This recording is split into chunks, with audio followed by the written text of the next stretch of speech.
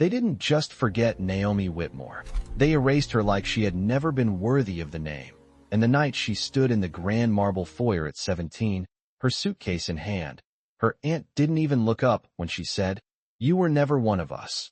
The words colder than the rain outside, sealing her exile with a signature on a document Naomi was never meant to read, a will that quietly removed her existence. Years later, the Whitmore estate still glowed under golden chandeliers.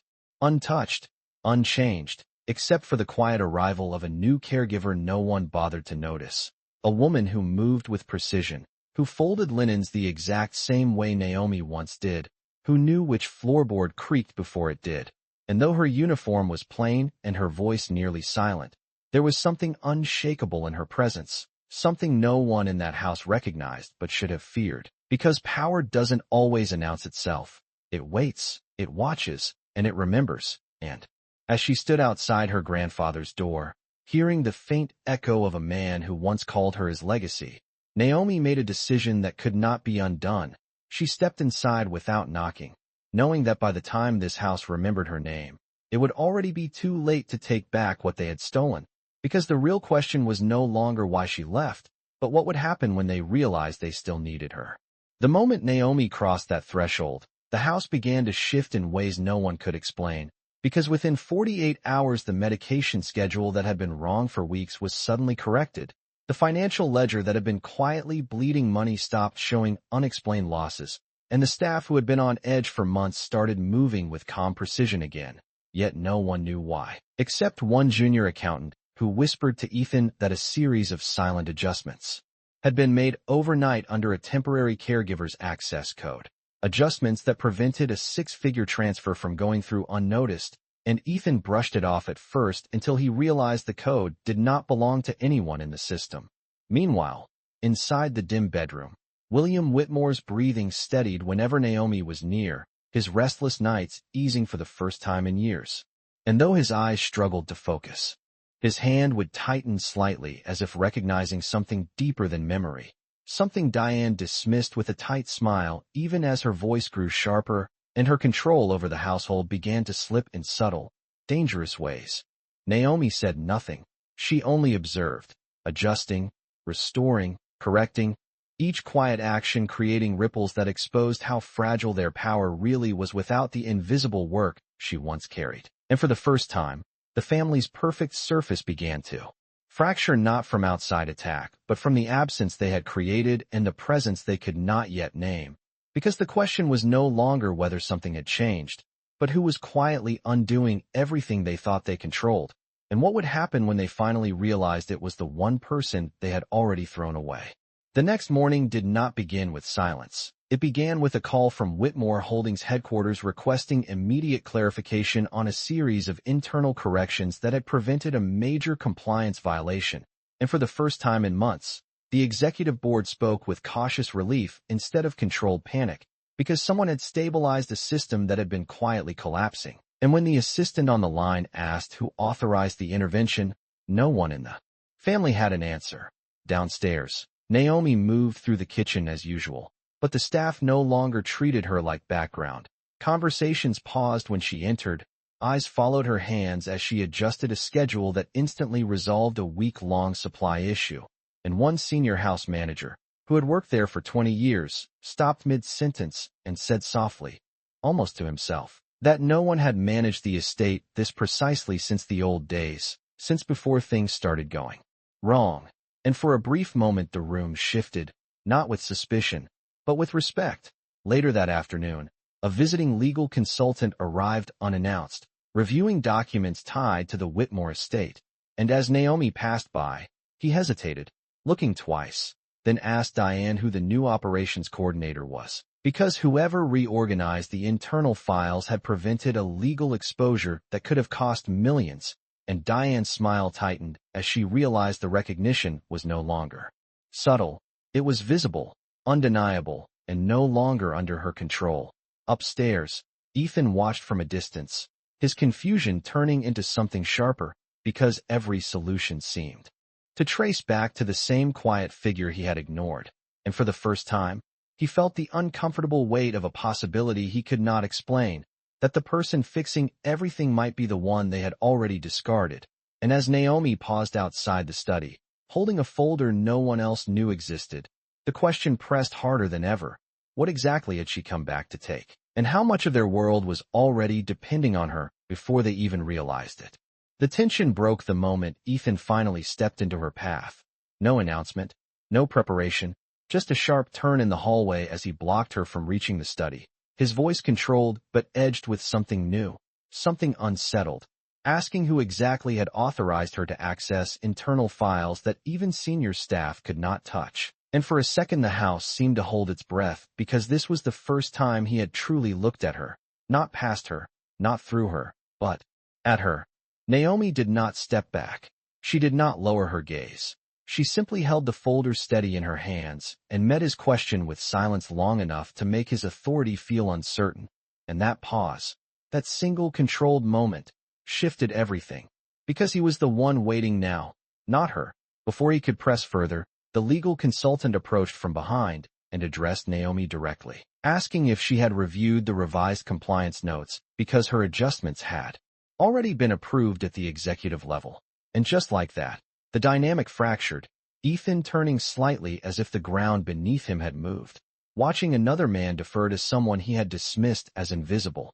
Naomi responded calmly, outlining the correction in clear, precise terms, her voice steady, professional, leaving no room for doubt. And when she finished, the consultant nodded with visible respect, thanking her by name that no one in the family had spoken in years, a name that landed in the space between them like a quiet shock. Ethan's expression shifted, confusion tightening into something sharper, because in that moment he understood one thing clearly. She was no longer beneath his control. She was operating in a space he did not even fully understand. And for the first time, he was the one outside the system. He tried to recover, asking how she had gained access. But the question lacked the authority it once carried. And Naomi's answer came without hesitation, low but unshakable, that systems do not fail on their own. They fail when the wrong people believe they own them.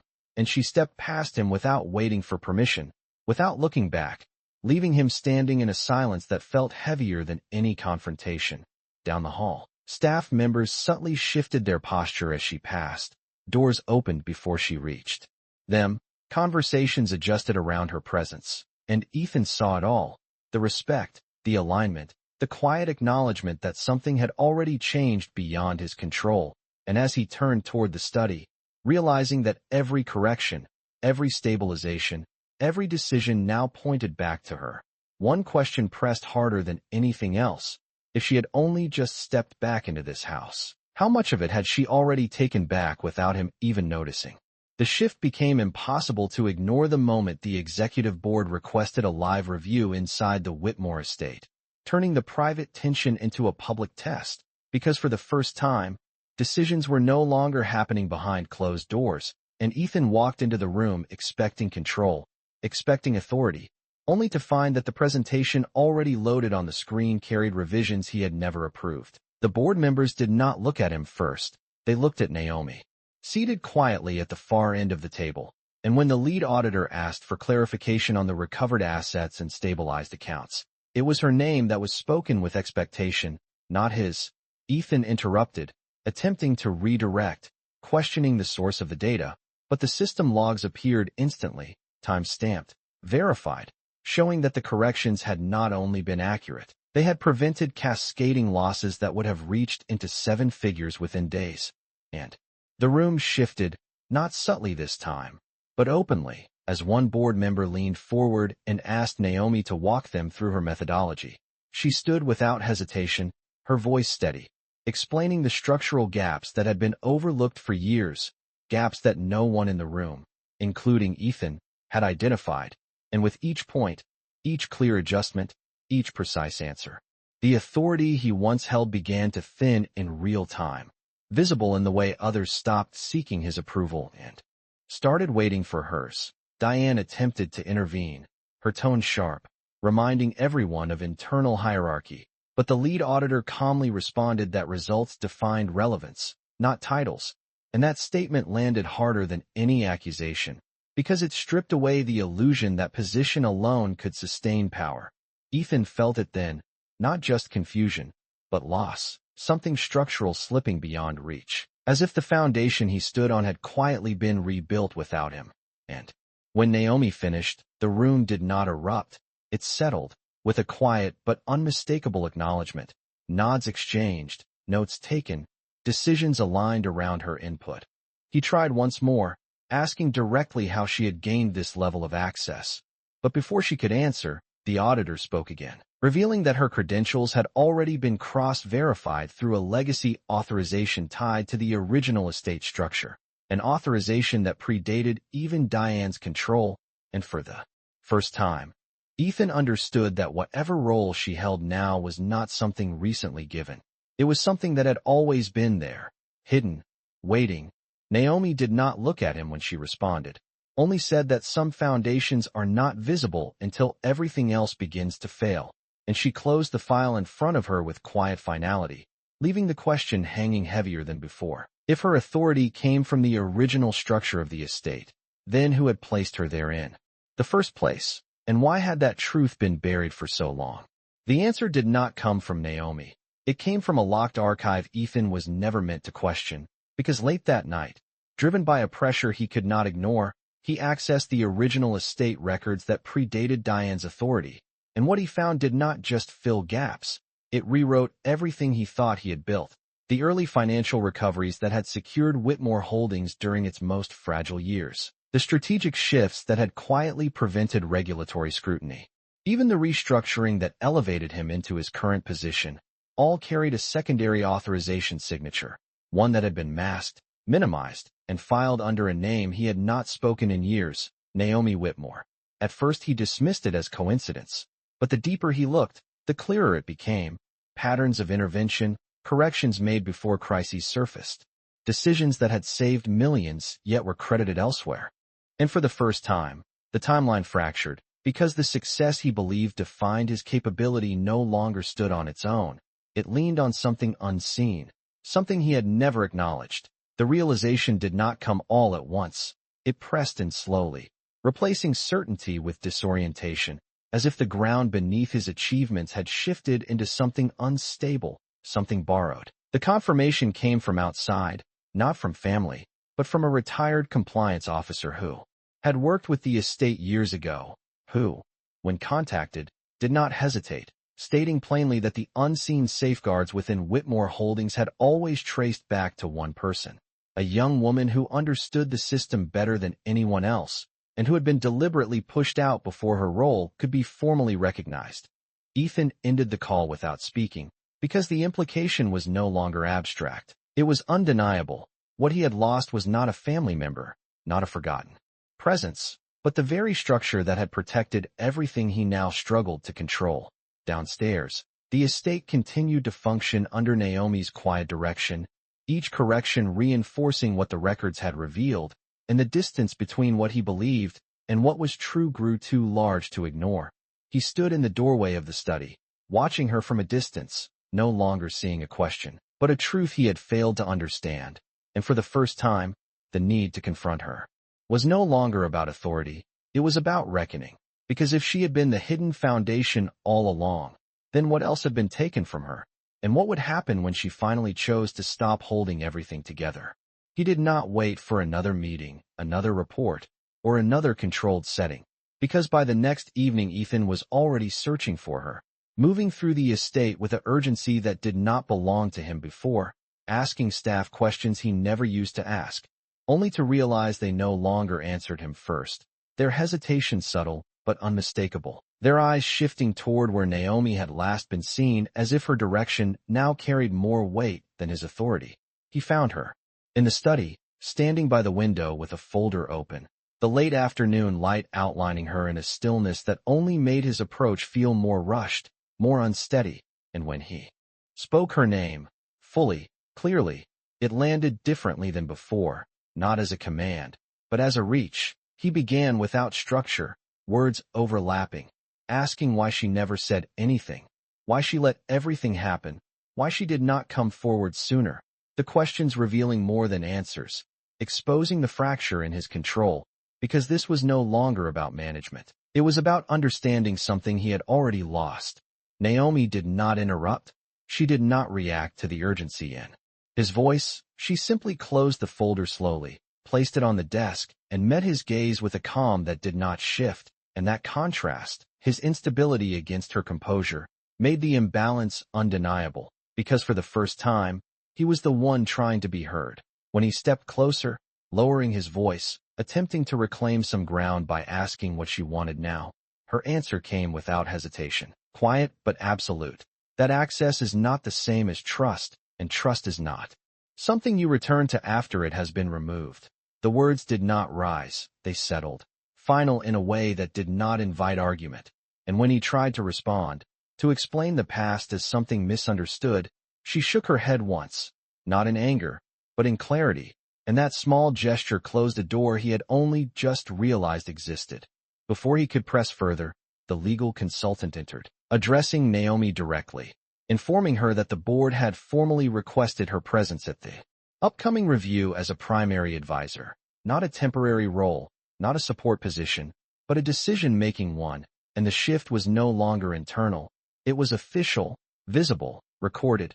Ethan stood there as the conversation moved past him, as if his place in it had already been reduced, and when Naomi acknowledged the request with a simple nod, without looking at him again, it became clear in a way that could not be undone. He no longer determined her place, her access, or her direction. She turned to leave, but paused just long enough to say one thing without facing him, that some roles are not reclaimed, they are outgrown, and then she walked out, leaving him in a silence that no longer belonged to him. And as the weight of what he had lost settled fully into place, one realization pressed forward. With urgency he could not ignore. If she was stepping into a role that redefined the entire structure, then what was she preparing to reveal next that would make everything they had built impossible to hold on to? The final confrontation did not happen in a boardroom or under pressure from others. It happened in the quiet of the study where everything had once been decided without her. And this time Ethan did not hesitate. He closed the door behind him and spoke her name again, not with urgency, but with something heavier, something closer to understanding. And for the first time, he did not ask questions. He said the truth out loud, that everything he thought he built had her in it, that every success he claimed had her behind it, and that losing her was not a mistake in judgment. It was the removal of something essential. Naomi listened without interruption, her expression steady, not cold, but complete, as if the words had arrived too late to change anything. And when he stepped closer, his voice quieter now, asking if there was any way to fix what had been done, the silence that followed was not hesitation. It was clarity. She looked at him directly and spoke in a tone that carried no anger, only certainty, saying that what was broken was not the system. It was the trust, and trust does not return because someone finally understands its value. It returns only when it was never taken away. The words settled between them without resistance, and for the first time, Ethan did not try to argue, because he saw it fully now, not just what he lost in structure or control, but what he lost in her, the person who had held everything together without recognition, without protection, without a place that was truly hers. He asked one last question, not about the company, not about the estate, but about her, asking if there was any version of the future where he still had a place in it. And Naomi's answer came without pause, simple and final, that understanding does not restore access, and regret does not rebuild belonging. Something in him shifted then, not breaking, but settling into a truth he could not escape, that the dynamic he once controlled no longer existed, and would never return. She reached for the folder on the desk, sliding it toward him, not as an offering, but as a conclusion, and told him that everything he needed to know was already there, every decision, every correction, every truth that had been hidden, and that what came next would not require his permission. He looked down at the file, then back at her, but she had already stepped away, the distance between them no longer emotional, but absolute. And as she moved toward the door, she paused just once, not to look back, but to say the final thing that removed any illusion of return, that she did not come back to belong to this place again. She came back to end what should have never been taken from her. And when the door closed behind her, The silence left in the room did not ask what he had lost. It made him understand that whatever happened next would not include him in the way it once did. The estate no longer felt like a place that defined her. It became a place that confirmed she had already moved beyond it. Because in the weeks that followed, Naomi's role was no longer questioned. It was formalized. Her presence requested not as support, but as authority. Her decisions shaping outcomes that extended far beyond the walls that once rejected her. And yet she moved through it all without attachment, without the need to claim anything back, because what she had reclaimed was not the house, not the name, but herself. The board meetings continued, her voice steady, her direction clear, and when others spoke to her, it was with recognition that did not need to be earned again, because they saw what had always been there. And this time, it was not hidden. Ethan remained part of the structure, but not at the center, his presence quieter, his decisions no longer definitive, and for the first time, he did not resist that shift. He observed it, understanding it in a way that came too late to change it, because every correction she made, every system she stabilized, reflected something he could not claim anymore, something he had never truly owned. One evening, he stood alone in the same study where everything had once revolved around him. The file she gave him still resting on the desk, unopened for days until he finally read it in full, and what it contained was not accusation. It was clarity, a record of contributions, decisions, protections, all written without emotion, without demand, as if the truth did not need to defend itself. And when he closed it, there was no anger left, only a quiet recognition that what he lost was not taken from him. It was removed when he failed to see it. Across the estate, Naomi prepared to leave, not in secrecy, not in exile, but in completion, her work no longer tied to proving anything, her path extending beyond the system she had once held together. And when a staff member asked if she would return, her answer was simple, that some places are part of your past, not your future, and she carried that truth without hesitation. The final moment did not happen in a conversation.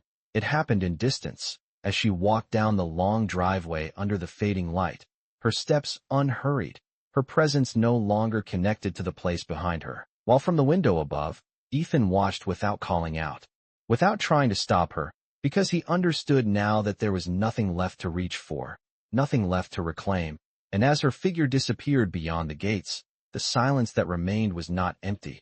It was final, because he had learned what she was only after she no longer needed to be seen, and by then, she was already gone.